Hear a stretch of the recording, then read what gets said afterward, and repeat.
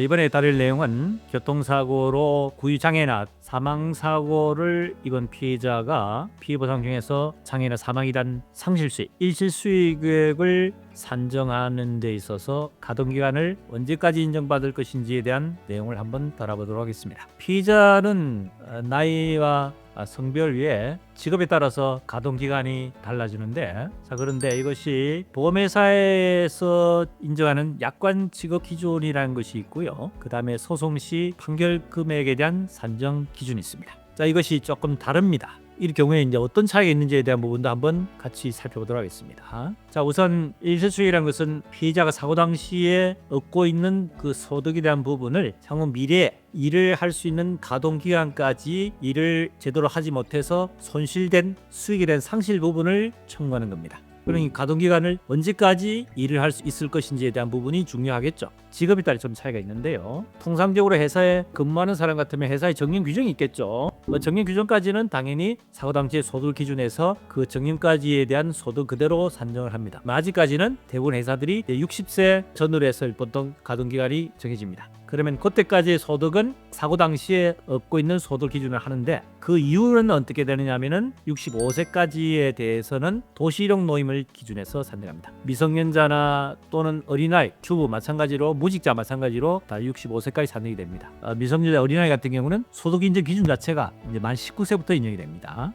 그런데 소송 시에는 직업에 따라 좀 차이가 있습니다. 회사 근로자라든지 또는 사업자, 기술직 종사 이런 경우에는 65세까지 인정이 되는 것이 일반적입니다만, 특히 이제 전문직 종사자인 경우에 있어서는 직업에 따라서 조금 차이가 있습니다. 대표적인 이제 변호사나 의사 같은 경우는 지금 70세까지 인정을 법원에서 하고 있거든요. 근데 다른 직업군도 예전에는 가동기간이 60세까지 됐을 때는 65세까지 인정하는 전문 직업군이 많았습니다. 회계사도 그렇고 또는 목사라든지 기타 승려라든지 이딴 전문직에 있는 분들이 65세까지 인정하는 경우들이 많았었는데, 지금은 65세가 일반적인 도시령 근로자도 인정하는 그런 추세이기 때문에 오히려 특히 전문직 종사에서 나이와 관계없이 오랫동안 일을 할 수 있는 의사 직군이라든지 또는 변호사 이런 전문직은 70세까지 인정을 하고 있다는 얘기입니다. 그런데 그 위에 다른 전문직군들도 그 가동기간이 좀 더 연장될 수 있는 그런 가능성도 있다는 말씀을 드린 겁니다. 약관에 있어서 소송 시와 다른 한 가지가 있습니다.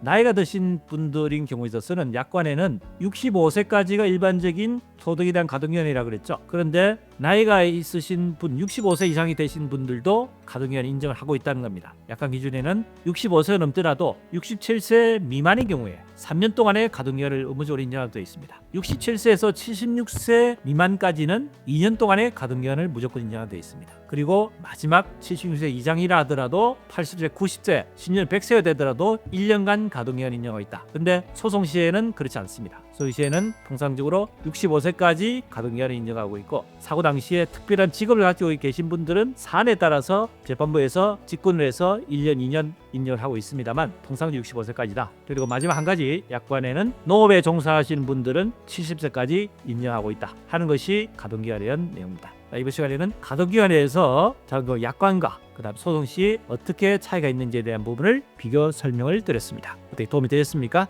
구독, 좋아요, 알림 설정 부탁드립니다.